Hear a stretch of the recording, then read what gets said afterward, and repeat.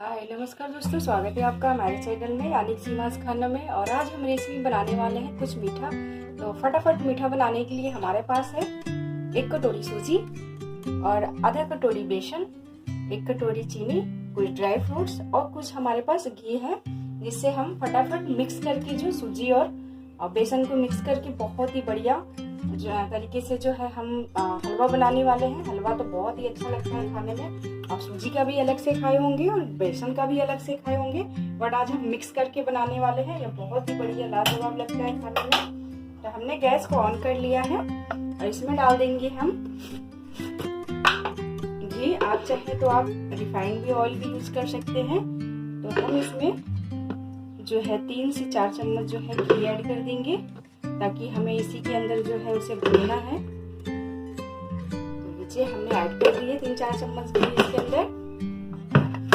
इसे हम गरम हो जाने देते हैं।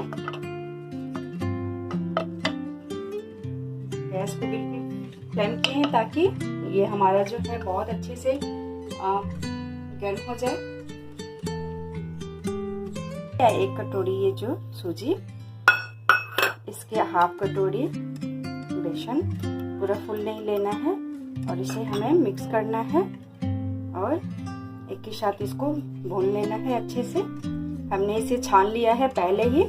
ये खाने में बहुत बढ़िया लगता है। अलग का सूजी से या अलग से बेसन का सूजी हलवा से बेटर आपका दोनों मिक्स का लगेगा। तो कढ़ाई हमारा गर्म हो चुका है। अब इसके अंदर हम धीरे धीरे जो है इसे गैस को मीडियम करेंगे और घी के अंदर हल्के हल्के डाल के इसे हम भून लेंगे। लगभग 1.5 कटोरी हो गया सूजी और बेसन।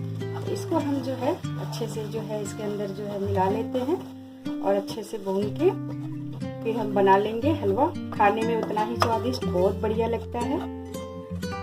हमारा सूजी और बेसन जो है बहुत अच्छे तरीके से भून गया है ना। इसमें ऑटोमेटिक अपने आप ही अच्छी सी खुशबू आने लगेगी। दाना जो है अलग होने दिखने लगेगा, यूं लगेगा जैसे बिल्कुल सूजी है। बेसन का पता ही नहीं चलेगा आपको, बिल्कुल सूजी सूजी सा दिखेगा। तो इससे आप समझ सकते हो कि सूजी जो हमारा है अच्छे तरीके से जो है बिल्कुल भुन गया है।